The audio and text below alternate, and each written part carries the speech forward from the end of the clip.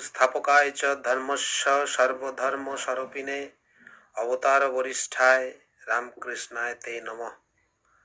ओं निरंजनं नित्यमनन्तरूपं भक्तानुकंपा धृतमविग्रहं वै ईशावतारं परमेश्वरमिभान्तं रामकृष्णं शिष्या नमामि।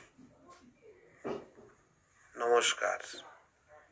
श्री श्री ठाकुर माँ और स्वामी जी के प्रणाम जानिए श्री रामकृष्ण सेवा संघे যুব পাঠচক্রে আমি অভিজিৎ প্রামাণিক স্বামী লোকেশ্বরানন্দের লেখা বিশ্ব বরেণ্য শ্রী রামকৃষ্ণ বই থেকে কিছু অংশ পাঠ করে শোনাচ্ছি।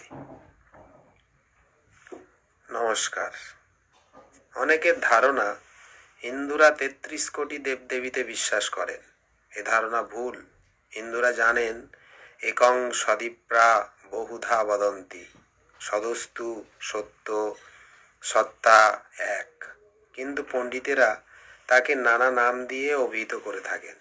এই সদস্তুকেই আমরা পরমাত্মা পরব্রহ্ম বলি। তিনি এক এবং অদ্বিতীয়, নির্গুণ ও নিরাকার।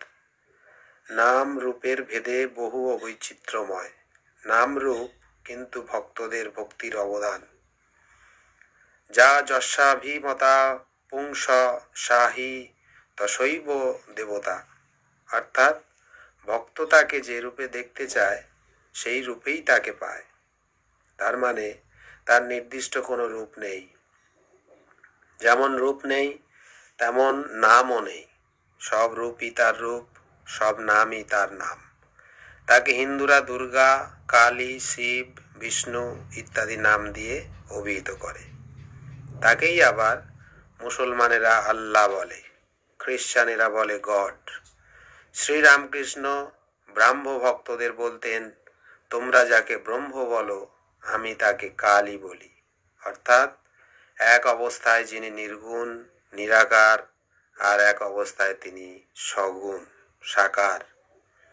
যখন তিনি সগুণ ও সাকার তখন তিনি জীব জগৎ ব্রহ্মাণ্ড, তখন তিনি সৃষ্টি স্থিতি প্রলয়কারী ঈশ্বর ভগবান গড ও আল্লাহ।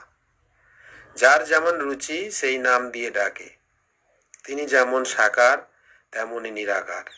তিনি যেমন ক্ষুদ্র তেমনি মহৎ। তিনি ভালো, তিনি মন্দ। তিনি ছাড়া আর কেউ নেই।